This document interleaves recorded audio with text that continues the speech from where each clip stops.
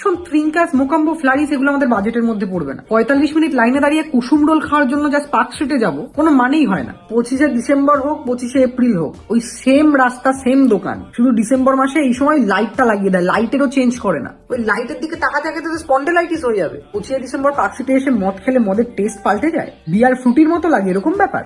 দেখ, কবিগুরু বলেছেন যে ঠোঁট দুটো পাল্টে যায়, চুমুটা একই থাকে। এখানে তো কিছুই পাল্টাচ্ছে না। না, তুই আমায় বল কি পাল্টেছে? দুটো জিনিস পাল্টেছে। আগের বছর তুই একটা সোয়েট শার্ট পরে এসেছিলি, এবছর হুডি পরে এসেছিস। আগের বছর স্নেহার সঙ্গে এসেছিলি, এবছর আমার সঙ্গে এসেছিস, কারণ তোর ব্রেকআপ হয়ে গেছে। ইভেন তোর মুখে আগের বছরও দাড়ি ছিল না, এবছরও দাড়ি নেই। দেখ, ভিড়টাও কিন্তু পারপাস না। দুর্গাপুজো থেকে শুরু করে দাদা বৌদির বিরিয়ানি খাওয়া, সব জায়গাতে ভিড়, বাট সেটা একটা পারপাস আছে। নতুন একটা প্যান্ডেল দেখবো, নতুন প্রতিমা দেখবো, 8 ঘন্টা 45 মিনিট লাইনে দাঁড়িয়ে অত সুন্দর একটা বিরিয়ানি খাবো, বাট এখানে পারপাসটা কি? 25শে ডিসেম্বর পার্ক স্ট্রিটে গেলে ফ্লারিজে ফ্রিতে কেক খাওয়াবে না তো? অক্সফোর্ডে ফ্রিতে বই দেবে না তো?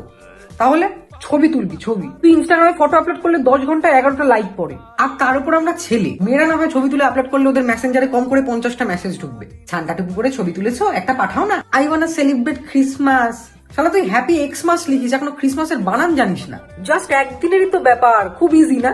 মোকাম্বোতে ঢুকে 500 টাকা দিয়ে একটা চিকেন আলাকিফ খাবি, ট্রেনে ফিরতে ফিরতে সারাক্ষণ বলবি 500 টাকা বেরিয়ে গেল ভাই, একটু বেশি বেরিয়ে গেল। একদিনেরই তো ব্যাপার। আরে ভেতর থেকে মধ্যবিত্ত সত্তাটা বের করতে পারবি? দিনের শেষে আমরা টাইটানিকের জ্যাকি ভাই, ডুবেই যেতে হবে।